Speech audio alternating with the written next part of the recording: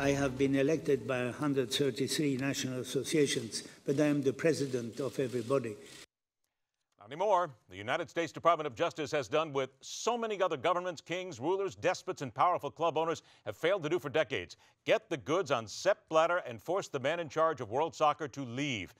There's more than just the question of whether he'll spend time in an American jail, but what this does to the state of the multi-billion-dollar game in almost every corner of the globe. Let's stick this one in the back of the net with the man who's been covering soccer for more than 20 years, currently for Soccer Central in Canada, the website soccerly.com, and Forbes.com, Robert McMahon. Bobby, thanks for joining us. My pleasure. Bobby, they got him, didn't they? It's amazing.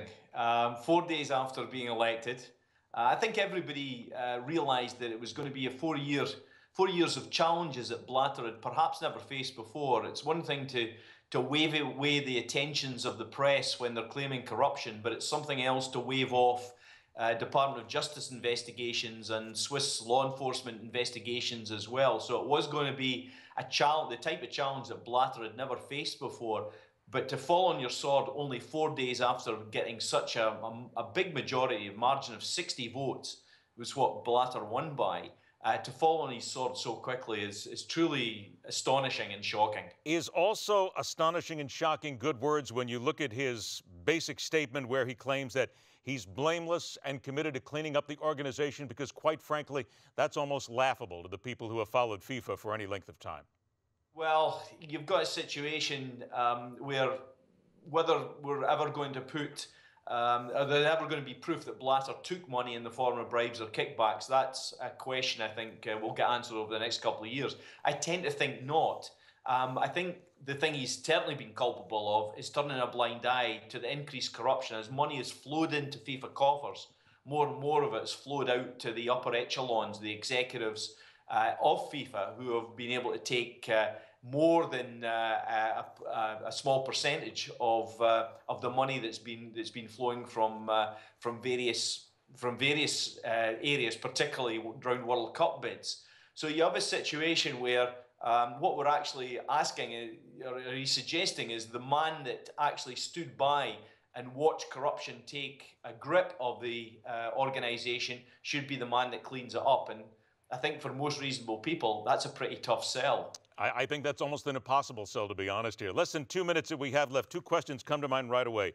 Will his resignation, and again, he still has to have somebody else take over, and they're going to call for a new election here, but will this have any effect whatsoever on the games in Qatar?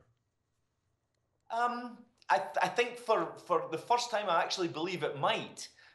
Sepp Blatter, I think it's pretty much accepted that Sepp Blatter gave a commitment to Qatar that Qatar would host the 2022 World Cup and it would not be taken away under his watch.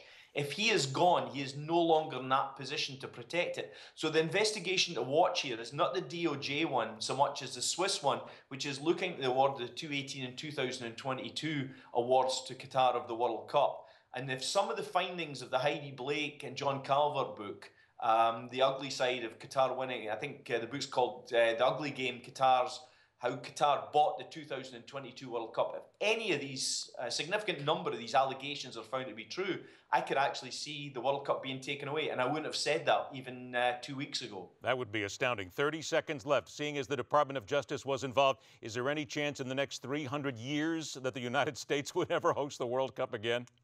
I think it comes down to who the successor is going to be. I think it comes down to the reforms. It comes down to somebody who's going to actually pull the FIFA family together, as Blatter always referred to it. It was a very dysfunctional family. It has to turn it into actually a workable governance structure around the world.